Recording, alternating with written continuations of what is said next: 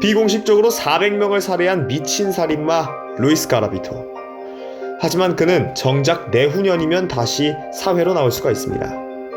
이게 말이나 되는 이야기인가 싶지만 100% 실화인데요. 1, 2차 세계대전을 치르고 이제 더 이상 힘으로만은 국권을 박탈할 수 없게 된 20세기. 인류 역사상 짧은 시간에 가장 많은 발전을 이룩하고 정립할 시기였습니다.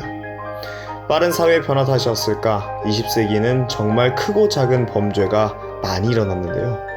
그중 특급 범죄라 불리는 살인을 가장 많이 밥 먹듯이 저지른 악마가 있습니다.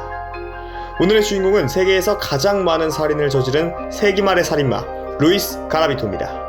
공식적으로 138명을 살해하고 비공식적으로는 400명 이상을 살해한 가라비토는 1957년 콜롬비아의 한 빈민가에서 태어났는데 대부분의 연쇄살인범이 그렇듯 가라비토 역시 어린 시절 갖은 학대를 받으며 자랐다고 하는데요.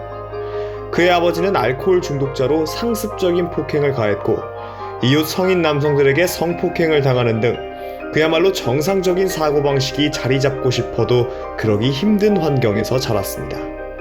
그래서였을까 그가 벌인 살인의 피해자들은 모두 8에서 16세의 어린아이들과 청소년들이었는데요. 가라비토의 첫 범행은 1992년으로 추정되며 범행 기간은 총 7년이라고 합니다. 범행 장소는 콜롬비아와 에콰도르 사이. 그의 범행 수법은 간단하면서 잔인했는데요. 빈민가 어린이들이 모인 곳에 가서 자선사업가로 위장하여 가난한 소년들에게 돈 혹은 음식을 나눠준다고 유인하여 성폭행을 한 뒤 칼이나 드라이버 등으로 난자하거나 찔러 죽이는 방식이었습니다.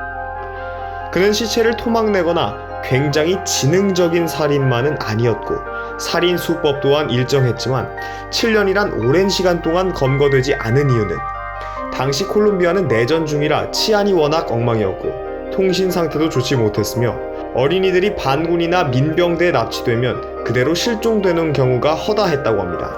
게다가 피해자 가족들 대부분이 극빈층이라 자식이 실종되어도 찾을 여력이 없었고 자식을 찾으려다 다른 가족들이 굶어 죽었기 때문에 하던 일을 해야 하는 정말 심각한 상황이었죠. 그러나 꼬리가 길면 잡히는 법. 1997년 11월 페레이라에서 발견된 유골 27구가 모두 어린아이로 밝혀져 그제서야 전쟁이 아닌 연쇄살인이란 사실을 알게 되었고 콜롬비아는 조사에 들어갔습니다. 추적 끝에 무려 99의 시신이 추가로 나왔다고 하는데요. 가라비토가 잡히지 않았으면 모르겠지만 그는 이미 1996년 어린 소년의 살인범으로 재판을 받는 중이었고 경찰은 100건이 넘는 연쇄살인 수법이 가라비토가 이 소년을 살해한 것과 비슷하다고 생각해 노숙자로 위장해 잠복근무를 했는데요. 그러다가 아이들에게 친절을 베푸는 이상한 남자가 있다는 제보로 그를 쫓기 시작했습니다. 그의 이름은 루이스 가라비토였고 그의 집을 수색해 가방 하나를 발견했는데 그 가방 안에는 면도기, 윤활유, 로프, 신문 스크랩 등이 들어있었고 그의 DNA는 96년 살인범의 DNA와 일치했다고 합니다. 후에 가라비토를 체포했지만 그는 자신이 저지른 살인을 아주 상세히 밝히고 어디 묻었는지 직접 안내하기도 하는 등 역시 미친놈의 행각을 벌였는데요. 또 그는 에콰도르에서도 살인을 했고 자신이 400명 이상 사람을 살해했다고 밝혔습니다.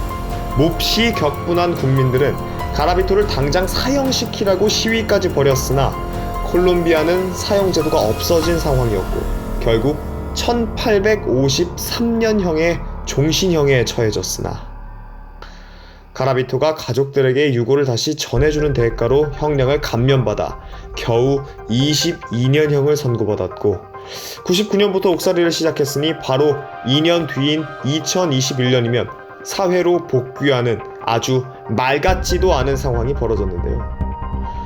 비공식적으로 400명을 살해한 미친 살인마 루이스 가라비토. 하지만 그는 정작 내후년이면 다시 사회로 나올 수가 있습니다. 이게 말이나 되는 이야기인가 싶지만 100% 실화인데요. 그에게 당한 유족들의 마음은 어떨지 2년 후 콜롬비아에 또 어떤 사건이 발생할지 법이 바뀌길 기도하겠습니다.